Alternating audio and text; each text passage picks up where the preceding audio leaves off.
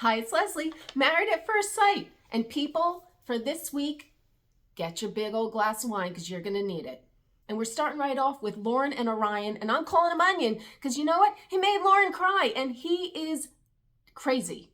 I don't know how a relationship could deteriorate so quickly from talking about sex 1 minute and how they're going to start that off.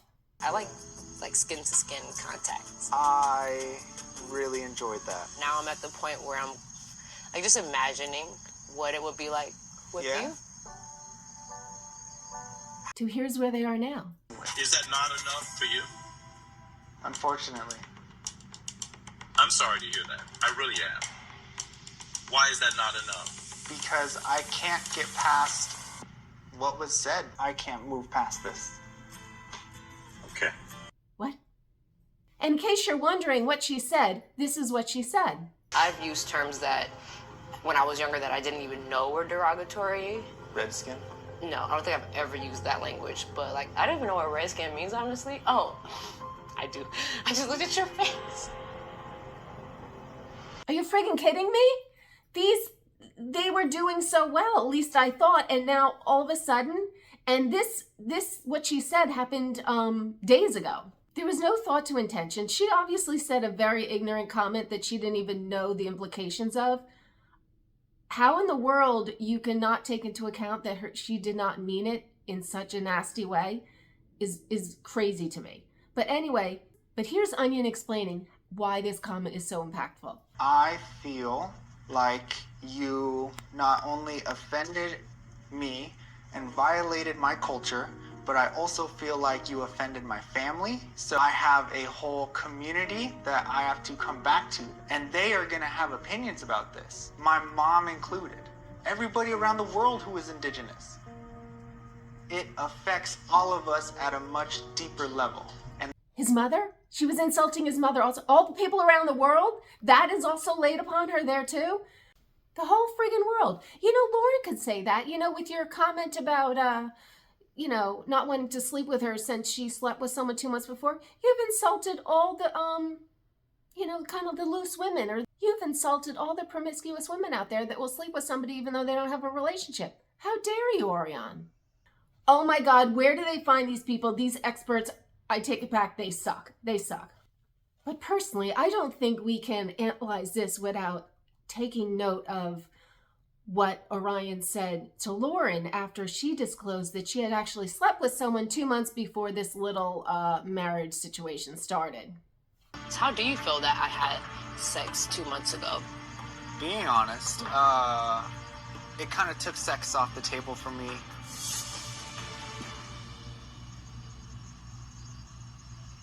All right, what's next? Sex is done.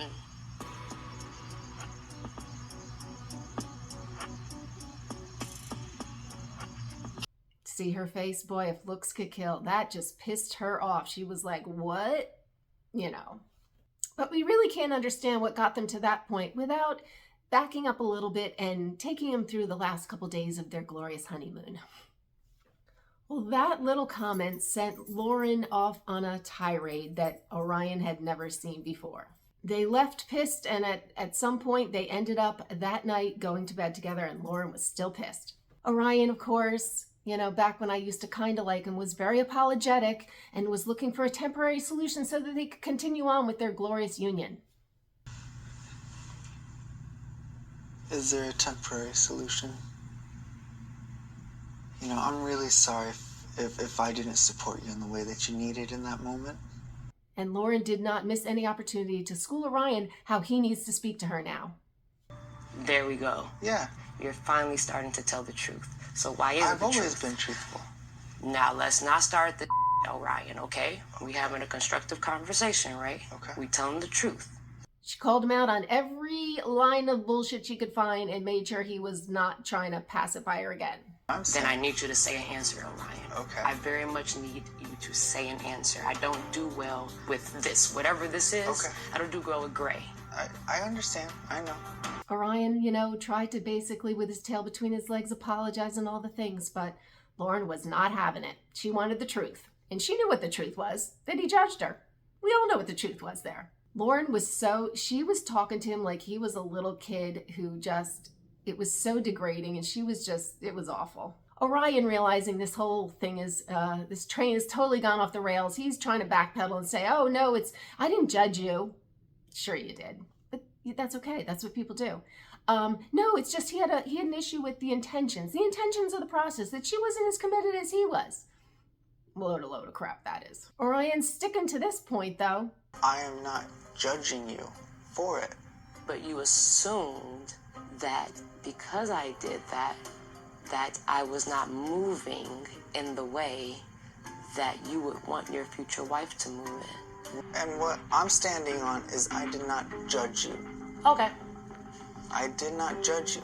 Orion just admitted already, you judged her. Come on, we all did. Of course you judged her.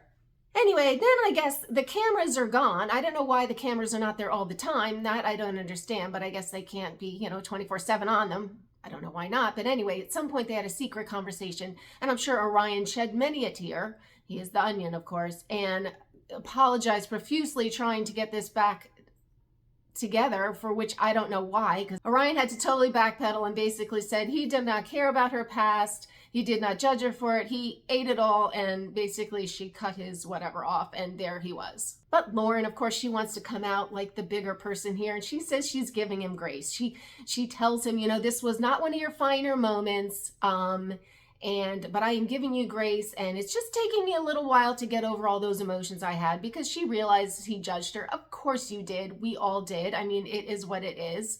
But that's fine. She should own it. This is me. You don't like it, hit the road. That's what she should do. But no, she has to fight it.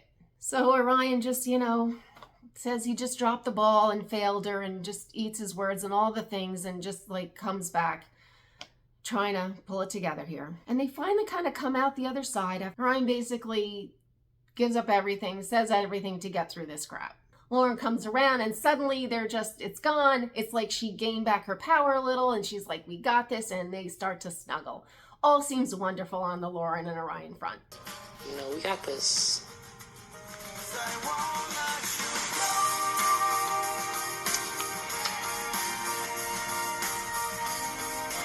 It's okay.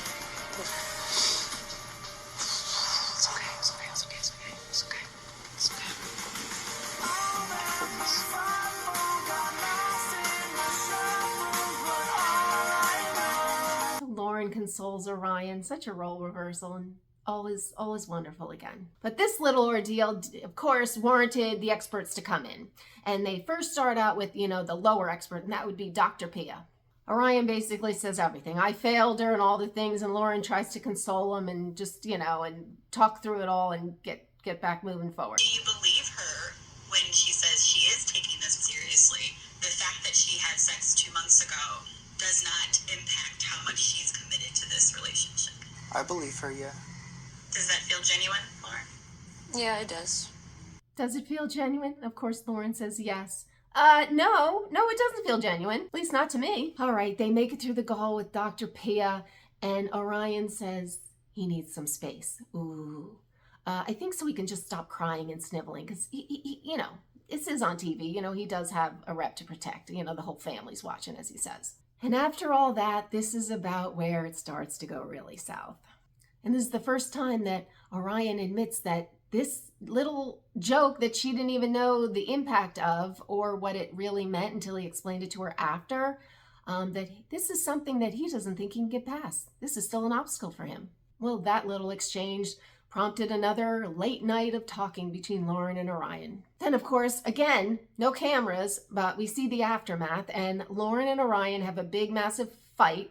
And Lauren, I guess, says she wants a divorce, takes the ring off, all the things, and is consoled by Claire of all people. So that's about a wrap for them. They were just starting to go good, and suddenly Orion brings up an old little thing, and he can't get past it. And my opinion is that Lauren basically cut off his, and he realized, I need to stand up for myself, and this is as good as anything. I'm standing on this because I got to get out of this. She's already belittled me too much. I can't go home and save face from this relationship anymore. So I'm ending it with this one. So poor Pastor Cal gave it his shot, trying to pull him back together, but Orion was not having it, and he sat there emotionless. I can't do it.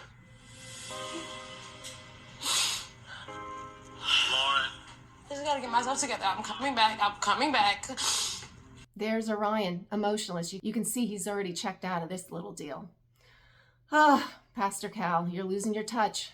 And they're supposed to move in next week. They were supposed to be talking about religion this week like everybody else, and kids, how many kids they wanted, boy, girl, boy, all the things. And they got caught up in this little drama. Oh well. But anyway, now that they're basically dead on arrival, let's move on to a couple that has at least a little bit of a shot, and that would be Emily and Brennan. But they're starting to be a little crack in their little armor too, that they might be starting to struggle a bit. But those two at least followed instructions, and this week they start to talk about religion and children. And it all went wonderfully. They seemed to meet halfway when they needed to and have their plans for all their babies and all the things, and they're off to a great start there. And Emily's just fun. I mean, look at them having a good time. I love that she's holding a drink. I'm telling you, Emily loves her drinking. But you know what? So do I. So what can I say? And this is where it was just a little funny. Emily makes just kind of a random comment. Do you know how to have fun? Yeah. Wait, did you not see that? I know. You're letting me win. Why did you ask that? Like, do you like to have fun? I was just joking. Oh. It's fine, you can be honest. I'm just kidding. Do you like to have fun? What the God. Oh my God. Sorry. So strange, because I don't really know why, but this seemed to hit a nerve with Brennan. You know, these people, they're wild cards. You know, they appear fine on the outside, but then one little whatever and they start to crack. And this one hit him funny. And Emily was like, what? It sounded harmless enough to me, but he did not take it as harmless. And that was a little bit of a whatever. So much so that when the couple went out with the other couples for the big dinner shindig thing, Emily made a point to apologize, saying she needs to really think about her jokes and maybe they don't land like she thinks. And she realized that one did not work well and she needs to think them through. And I was like, oh, good God, that required an apology to the group. But anyway, so I think they're still doing well. I mean, that Brennan's starting to be a little odd now. But anyway, let's go on to a couple that seems to be kind of like figuring it out. Thank God somebody is, and that would be Claire and Cameron. And he's even growing on me. He seemed like such a dork in the beginning, but he's kind of getting cute.